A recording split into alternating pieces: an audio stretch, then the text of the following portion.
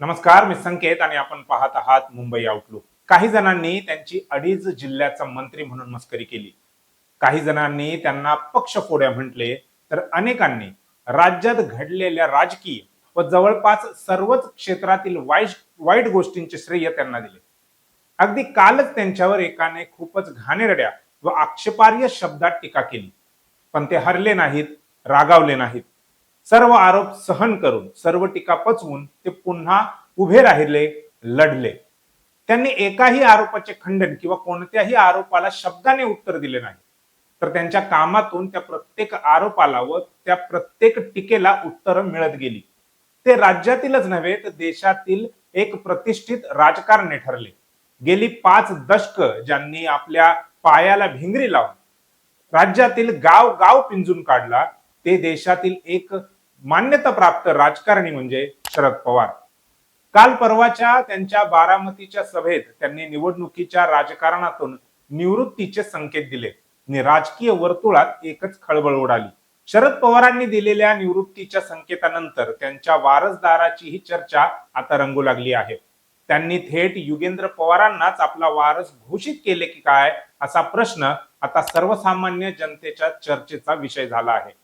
तर काहींनी पवारांच्या या विधानाकडे शुद्ध राजकीय चष्म्यातून पाहिले आहे. शरद पवार हे राज्यातीलच नव्हे तर देशभरातील एक मातब्बर नेते आहेत. ते राजकारणातील नेमकी अचूक वेळ साधतात. अशात त्यांच्या निवडणुकीतून निवृत्तीची चर्चा तर होणारच होती. ही चर्चा करण्यात राज्यातील जनतेपेक्षा त्यांच्याच घरातील सदस्य व त्यांचे आतापर्यंतचे सोबती अजित पवारांनाच जास्त रस होता. अजित पवारांनी बऱ्याच वेळा आपल्या काकांच्या निवृत्तीची जाहीर चर्चा व तशी जाहीर मागणी देखील केलेली आहे. परंतु त्यावर काका शरद पवारांनी मात्र कोणत्याही प्रकारची प्रतिक्रिया देणे टाळले होते. मात्र स्वतः शरद पवारांनीच आता निवृत्तीचे संकेत दिल्याने चर्चांना उधाण आले आहे. शरद पवारांनी युगेंद्र पवारांच्या बारामती मधील प्रचार सभेत न केवळ आपल्या निवृत्तीचे संकेत दिले, तर त्यांनी बारामतीकरांना एक नवीन युवा पिढीच्या पाठीमागे उभे राहण्याचे देखील आवाहन केले. शरद पवार म्हणाले की मी 14 वेळा लढलो आणि विजयी झालो. अजून 1.5 वर्ष मी राज्यसभेचा खासदार आहे. मुदत संपल्यानंतर पुन्हा राज्यसभेत जायचे की नाही याचा विचार करावा लागेल. लोकसभा निवडणूक मी लढणार नाही.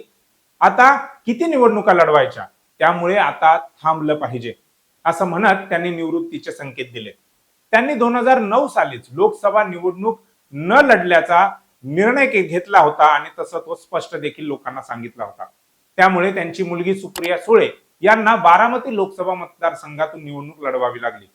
त्यानंतर शरद पवार हे राज्यसभेत जात राहिले, पण आता ते राज्यसभेतही जाणार नाहीत असं बोलल्यामुळे राज्यसभेतला त्यांचा 1.5 वर्षाचा कार्यकाळ संपल्यानंतर पवार नेमकं काय करणार याकडे आता संपूर्ण राजकीय लोकांचं लक्ष असणार आहे. पवार बारामतीत म्हणाले की मी 30 वर्ष बारामतीचा आमदार म्हणून राहिलो. त्यानंतर अजित पवार देखील गेली 30 वर्ष बारामतीतूनच आमदार आहेत.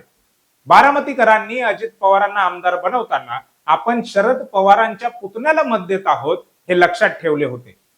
तेव्हाच अजित पवार पुढे जाऊन राजकारणातले अजित दादा बनले.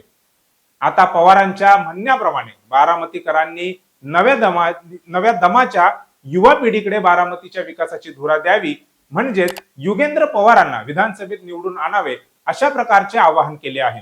अशातच आता काय बारामतीकर पुन्हा शरद पवारांच्या सांगण्यानुसार आपले मत देतील की यावेळीही ते अजित पवारांनाच निवडून आणतील हे पाहण्यासारखे आहे. काही राजकीय विश्लेषक पवारांच्या या विधानांकडे शुद्ध राजकारण म्हणून पाहत आहेत.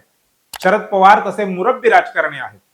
ते जेव्हा एखादी बाब बोलून दाखवतात तेव्हा त्याचे राजकीय अर्थ काढलेच जातात आणि आता तर त्यांनी थेट निवडणुकीच्या राजकारणातूनच निवृत्त होण्याचे संकेत दिल्याने बऱ्याचशा राजकीय विश्लेषकांसहित राजकीय मंडळींच्या भोया उंचावल्या आहेत.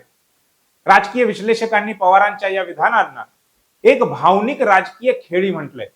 स्वतः भावनिक न होता समोरच्या श्रोत्यांना भावनिक करणं आणि त्यातून आपला हेतू साध्य करणं हे बऱ्याच राजकीय नेत्यांना जमत नाही.